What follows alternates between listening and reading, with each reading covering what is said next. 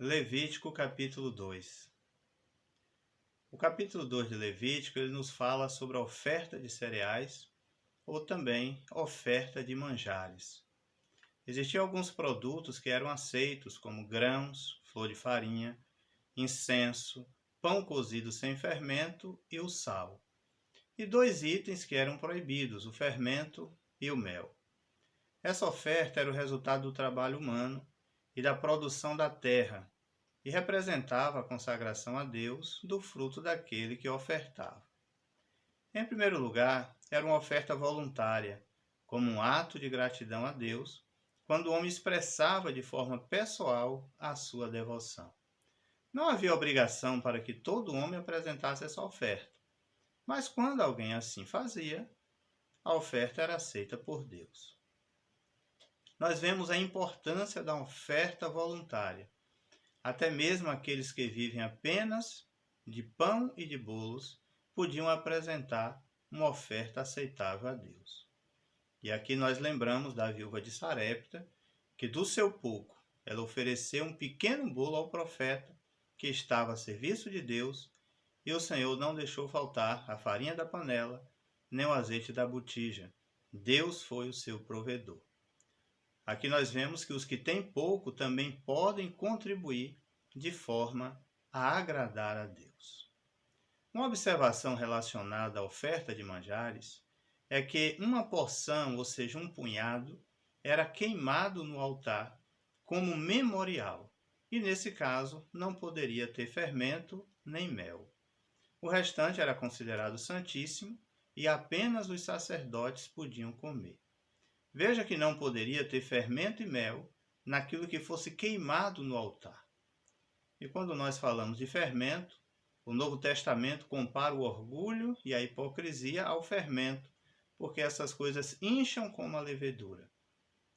Devemos entender e tirar proveito disso como uma advertência contra os pecados, pois eles roubam a aceitação de nossos sacrifícios espirituais. Agora é importante entender que existe uma outra oferta que está no versículo 12, que é a oferta das primícias. Veja que no versículo 11, proíbe-se o fermento e o mel, porque lá está escrito assim: nenhuma oferta de manjares que oferecerdes ao Senhor se fará com fermento, porque de nenhum fermento nem de mel algum oferecereis oferta queimada ao Senhor. Então, nem fermento, nem mel seriam queimados no altar.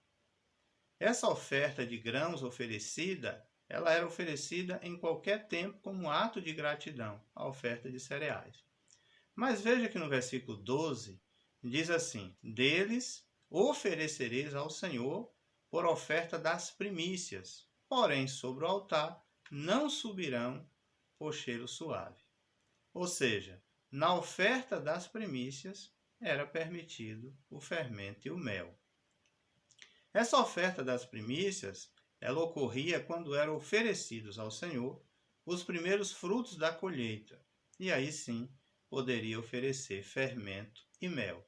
E nós temos dois textos que mostram isso.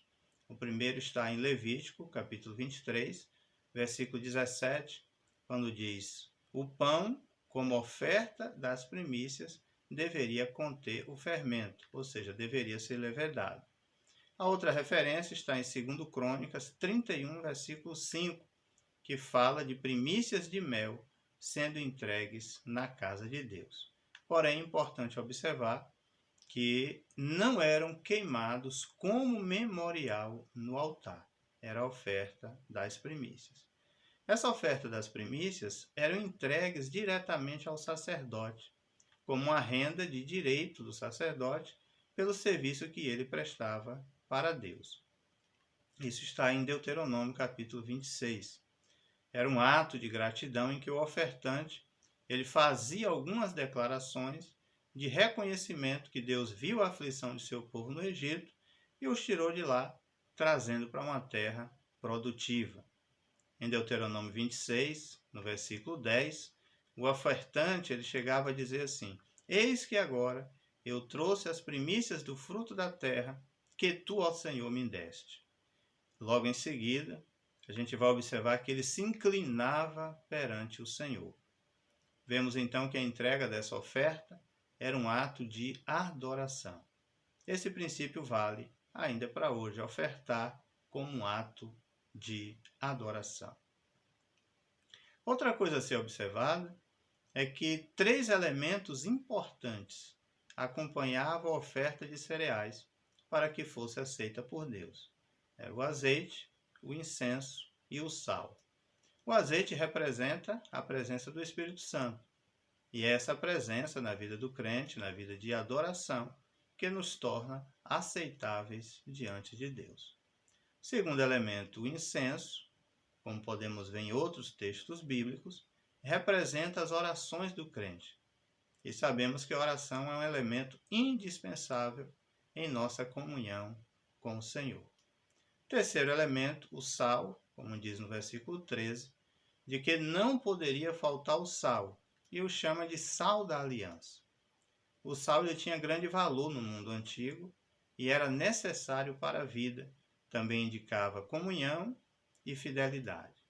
As alianças eram confirmadas com uma refeição onde não podia faltar o sal.